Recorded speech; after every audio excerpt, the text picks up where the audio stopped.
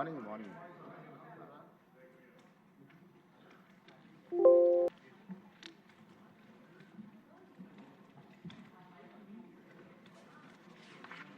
Sir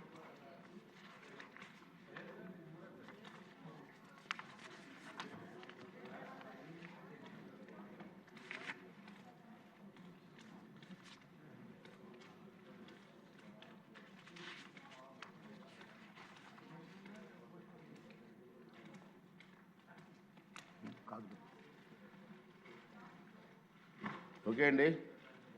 14వ రోజు సమావేశానికి వచ్చేసినటువంటి గౌరవ సభ్యులందరూ కూడా నమస్కారం అండి. ఈరోజు ముందుగానే ఒక ప్రకటన అండి. గౌరవ సభ్యులారా, ఇదొక శుభదినం.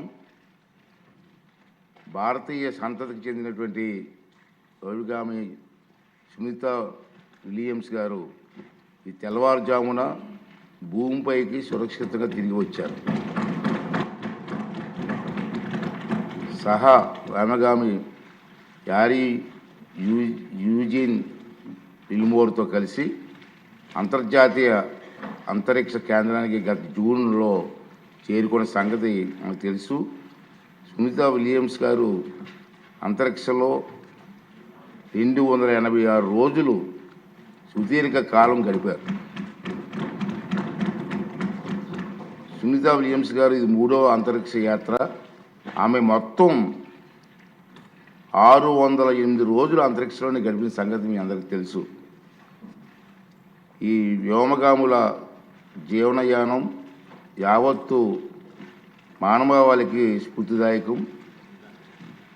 వారి శాస్త్రీయ పరిశోధన పట్ల వారికి ఉన్న ఆసక్తి, పట్టుదల, అత్యంత క్లిష్ట పరిస్థితుల్లో ప్రాణాలను సైతం పణంగా పెట్టేందుకు సిద్ధపడే ధైర్య సాహసాలు మానవాళి నిరంతర ప్రగతికి సోపానాలు అవుతాయని సునీత విలియమ్స్ గారు యారీ విలియమ్స్ గారు ఈ శుభ సందర్భమున నా తరపున ఈ సభ తరపున స్వాగతం, అభినందనలు, శుభాకాంక్షలు తెలియజేస్తున్నాను.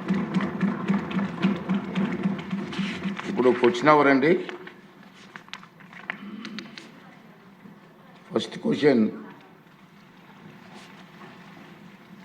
వైసీపీ ఎమ్మెల్యే రాలేదు అంచేత ఆన్సర్ ఇచ్చినట్టుగా భావించవలసిందిగా కోరుతున్నాను. సెకండ్ క్వశ్చన్ 566 వ్యవసాయ శాఖ మంత్రి గారు.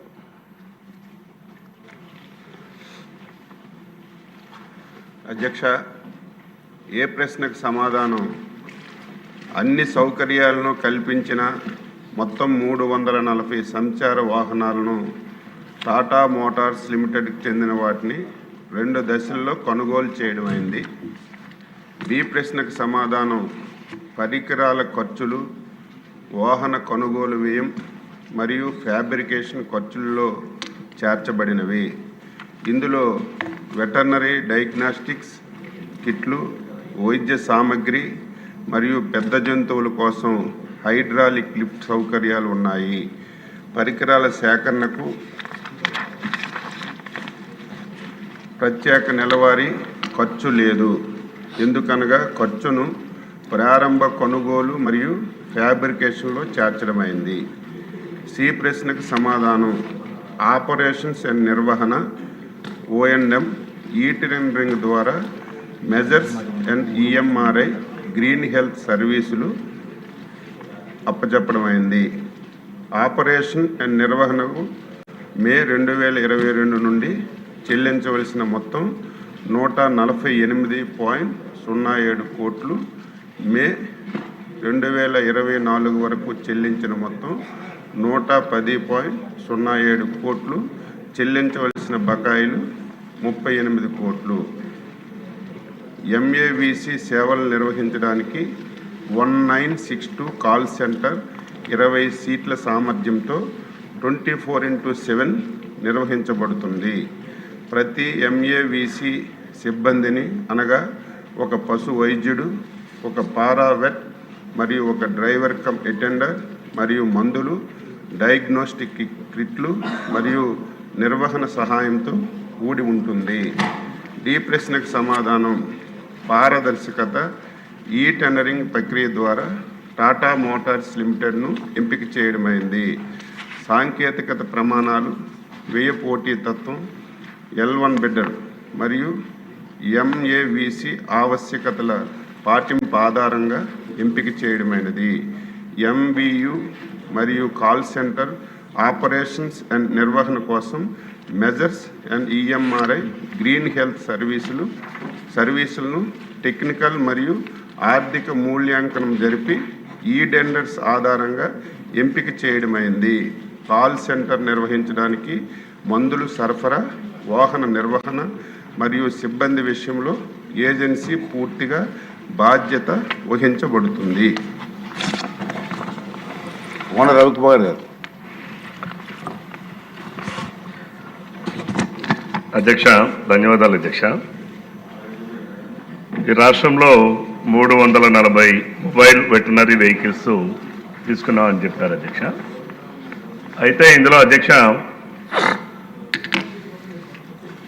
ఇక్కడ వీళ్ళు ఒక వెహికల్ ఇన్క్లూడింగ్ ఇన్బిల్ట్ ఏదైతే ఎక్విప్మెంట్ అని చెప్పారో ఎంతకి కొనుగోలు చేశారు అధ్యక్ష? ఒక ప్రశ్న. ఈరోజు suppose medical and health department వాళ్ళు 108 వాహనం కొంటే దానికి 18 లక్షలు ఇచ్చారు అధ్యక్ష. అదే మన పశు వైద్య వెటనరీ డిపార్ట్మెంట్ వాళ్ళు కొనుగోలు చేసిన దాంట్లో సార్ చూస్తే అధ్యక్ష 38 లక్షలు ఎంతో 36 lakhs అధ్యక్ష. ఇందులో ఏముండాలి అధ్యక్ష? హైడ్రాలిక్ లిఫ్ట్ పెట్టాం కాబట్టి ఒక వెహికల్ ఖరీదు 36 లక్షలుగా నిర్ధారించున్నారు. ఇది గత ప్రభుత్వంలో దోపిడీలో ఇది కూడా ఒక భాగం అధ్యక్ష. వాళ్ళు దేనిని కూడా విడిచిపెట్టలేదు అధ్యక్ష.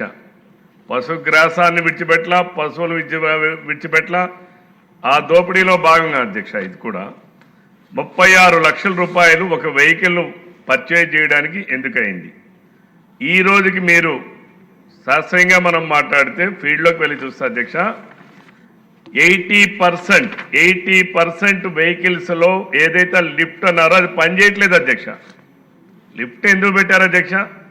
ఎక్కడైనా పశువులు ప్రమాదవశాత్తు కానీ లేదు అనారోగ్య రీత్యా కానీ పశువులు కానీ పడిపోయి ఉంటే దానిని తీసుకెళ్లేదానికి కన్వీనియంట్గా ఉండడం కోసం లిఫ్ట్ పెట్టారు అధ్యక్ష.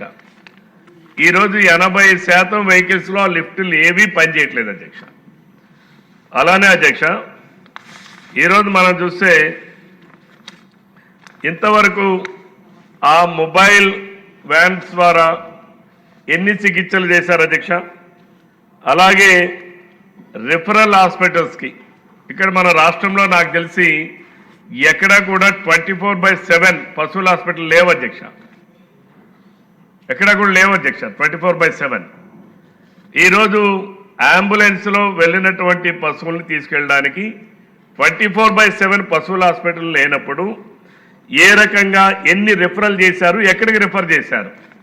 మనిషి అయితే అరుస్తాడు, లేదు మనిషి అరవలేని పరిస్థితులు ఉంటే పక్కన అటెండెంట్ అయినా అటో ఇటో పరిగెడతాడు అధ్యక్ష. బట్ పశువులు అరవవు అధ్యక్ష.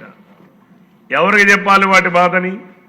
అలానే మెడికల్ అధ్యక్ష అక్కడ వ్యాన్స్లు ఇచ్చేటటువంటిది నేను ప్రాక్టికల్గా నేను ఒక వ్యాన్లో కూడా నేను చూశాను అధ్యక్ష. చాలా తక్కువ మందిలో అధ్యక్ష